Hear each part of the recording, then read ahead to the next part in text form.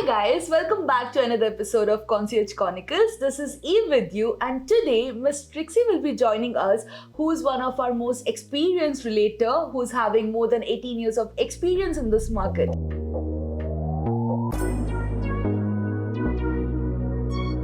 Hi Trixie. Hi, Eve. It's a pleasure to be here. It's pleasure having you here, Trixie. Yeah, wow. I think 18 years was already in the Yeah, I just out, wanted out there in the open.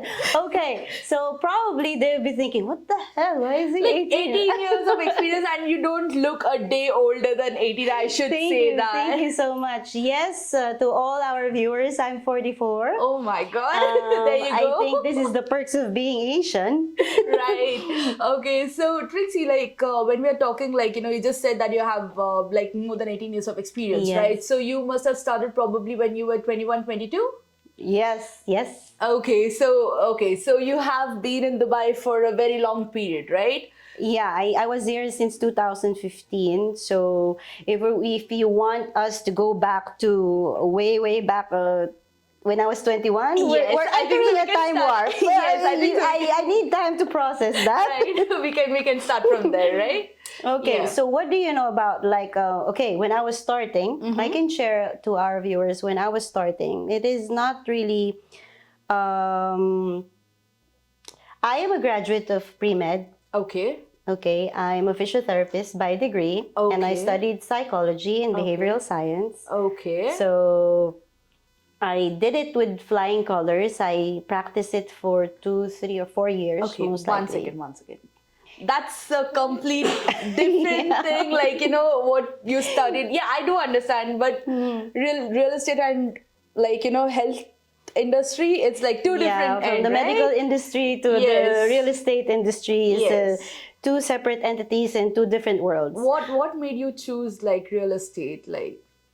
Okay, during the time when I was 21, I grew up in a family with regards that is also inclined to medical field, but also inclined the business aspects. Okay. So I am more interested on the business side.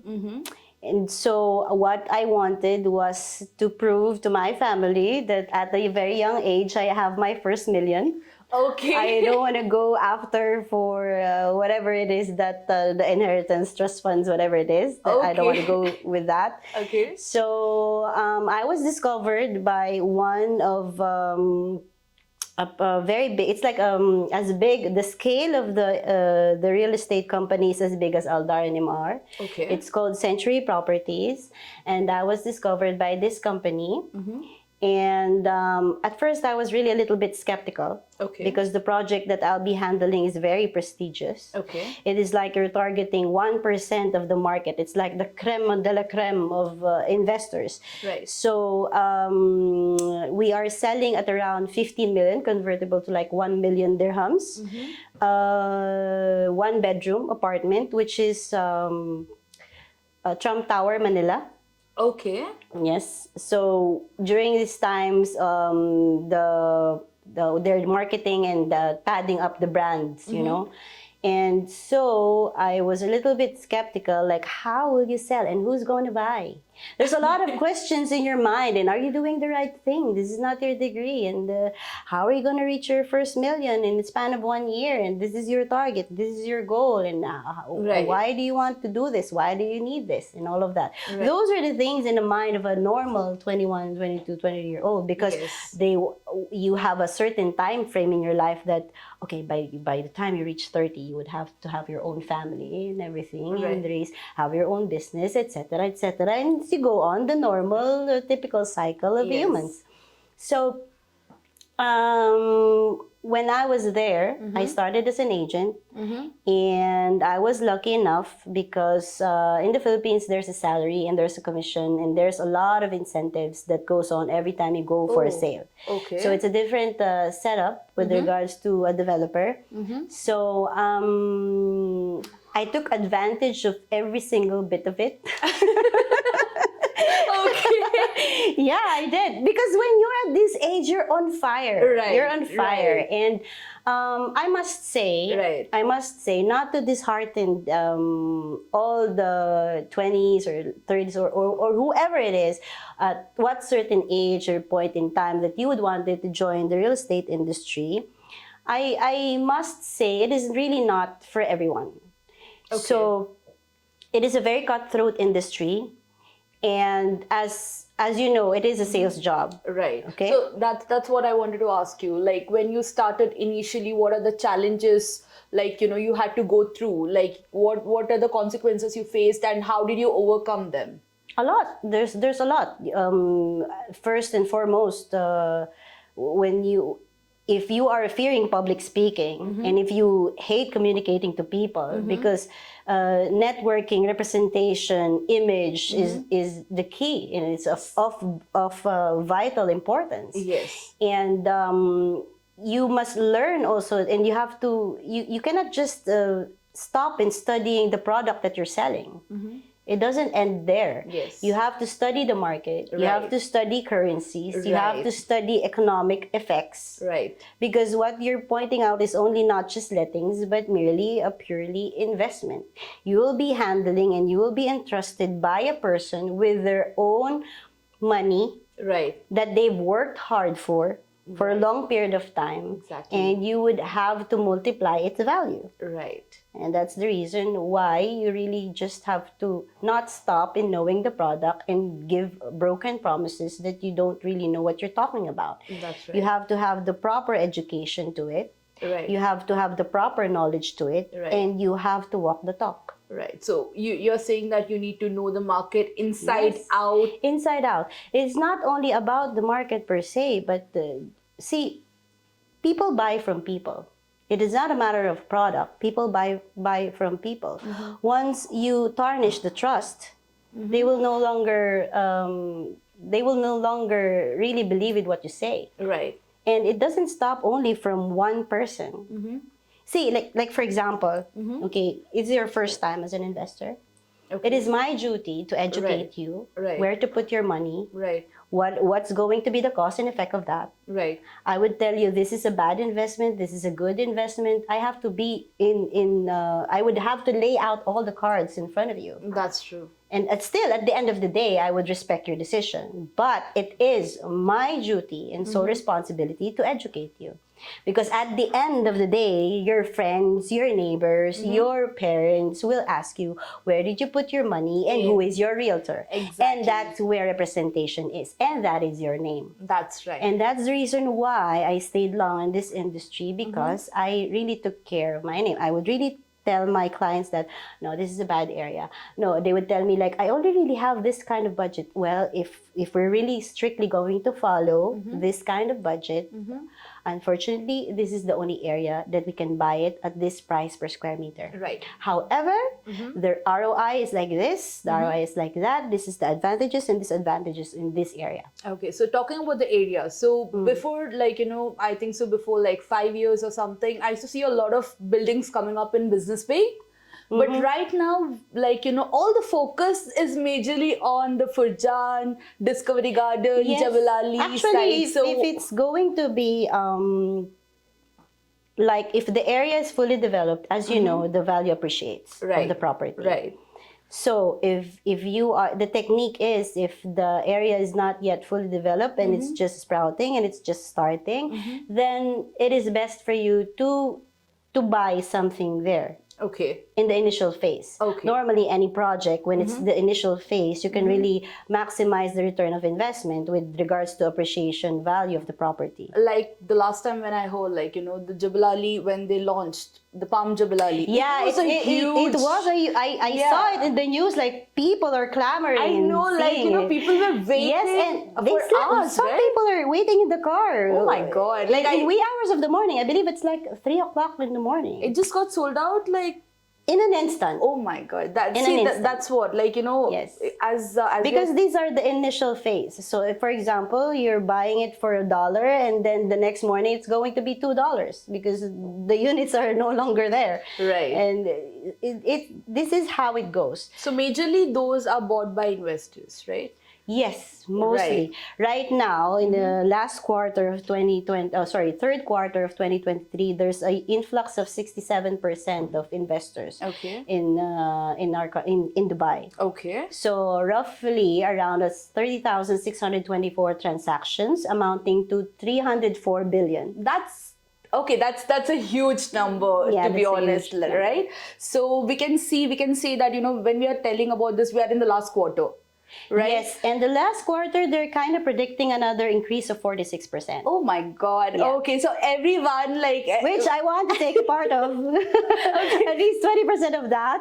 okay, so it's like, everyone wants to invest in Dubai right now. That's Because it's how a good it's looking, place right? for investment. Right. First Okay. and foremost, tax is just 4%. Right. So I heard that you were doing international sales as well. So when we Yes. are comparing, like, what do you like, because I believe you have done in US, you have done in Canada. Yes. Right. So how different is it? Like, it's an entirely different market. I know that, but No, I was really thinking of what the viewers are thinking right now. This small lady. no, honestly, like, because when I got to know that Yeah. you have been, like, you have to travel. You were there, right? You were not doing I've it from been here, doing right? international sales. Yeah. In my previous company in the Philippines, and doing so, there's a target which is Right. 100 million per month. Okay. Okay, the disadvantage of that is if you didn't hit target, you have to pay for everything. Okay. So it is a Okay. must. So there's Yeah. there is a strict strategy in hitting that. We can expand it on the latter part, but yes, compared to other countries, it is always best to invest in Dubai regarding the advantage of the tax issues. Plus, like, Plus- they are giving golden visas now, so I think so it's easing up Yes, the it's investors easy for because investors. yeah, so Yeah. they And the don't cost have of to. living is a little bit reasonable compared to US, Hong Kong, Singapore. So the cost of living is more reasonable in Dubai. It's money's worth, right? Like, Yeah. you're getting luxury with the amount what you're and the paying price per also. square meter in Dubai is way less cheaper compared to Hong Kong, compared to London, compared to US. Okay. The most important, really, why people are taking advantage here is the tax and the increase of the value of the property, the ROI. Okay. Which is most developers are calculating it at about 6 to 10% increase. Okay. And Trixie, like, as a relator, like, currently in this market, like, everything is glitter and gold, like, it's there. Yeah. But what are the challenges you're facing, like, currently, like, in this market? Like, definitely, there must be, like, as a relator, what are the challenges you're facing? Well, my concept is simple. The way you see things, every other job, any job at all, is really full of challenges. Right. It is, I don't use it as a pressure. I call it intense. Okay. So it is a matter of intense on how you handle it. Okay. But the good thing about real estate is it's equally, your amount of effort is Right. equally proportional to Right. the amount of benefits, or as you say, well, money that you're Yes. going to get. Let's be real. Right. Let's be real. So,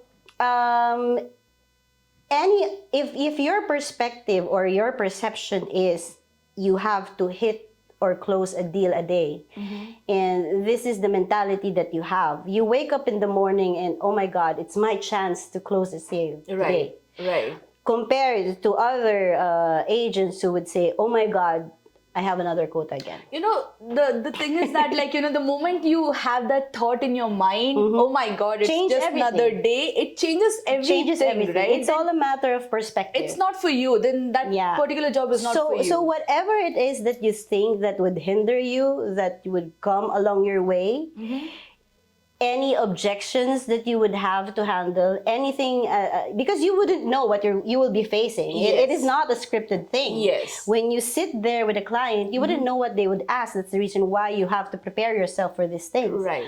But every single day is a learning process with Yes. regards to real estate. Right, because, like, talking about Dubai, every day Dubai is coming up with different projects. Yeah. You need to know in different Exactly. location, and every, like, for example, every nationalities, like, might be wants or needs will be different, right? Yeah.